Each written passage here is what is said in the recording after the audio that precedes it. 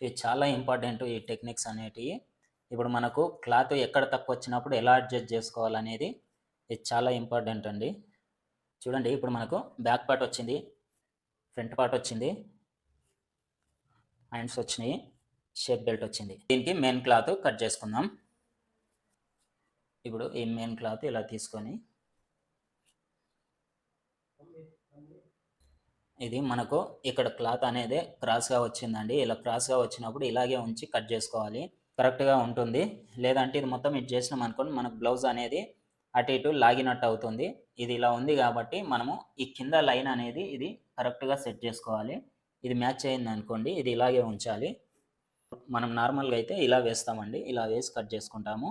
ఇప్పుడు ఎందుకంటే మనకు ఇలా వేసినప్పుడు ఇక్కడ కొద్దిగా క్లాత్ తక్కువ వస్తుంది. ఇక్కడ మనకు లోపలికి వచ్చింది కాబట్టి నేను ఇటు సైడ్ వేస్తాను. ఇది ఇలా ఈడ వేసుకుంటే ఇది సరిపోతుంది మనకి. ఇప్పుడు ఇది వచ్చేసి ఇలా వేసుకోవాలి. ఇది చూడండి మనకు ఈ చిన్న చిన్న టెక్నిక్స్ అండి ఇవి చాలా ఇంపార్టెంట్ ఈ టెక్నిక్స్ అనేటివి. ఇప్పుడు మనకు క్లాత్ ఎక్కడ తక్కువ వచ్చినప్పుడు ఎలా అడ్జస్ట్ చేసుకోవాలనేది ఇది చాలా ఇంపార్టెంట్ అండి.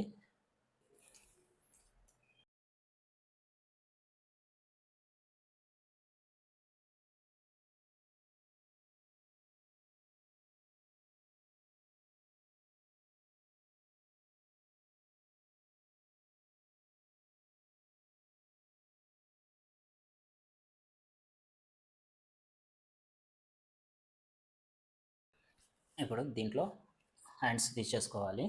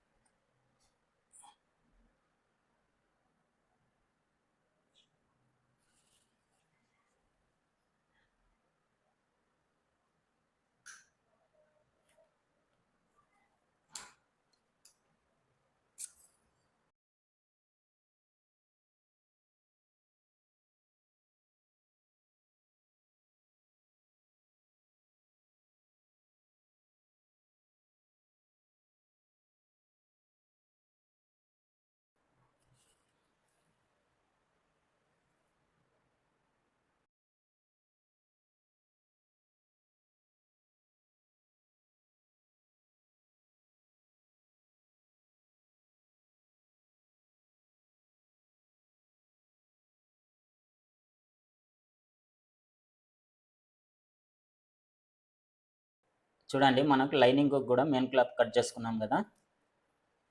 వీడియో నచ్చితే లైక్ చేయండి, షేర్ చేయండి, సబ్స్క్రైబ్ చేయండి. Thank you for watching.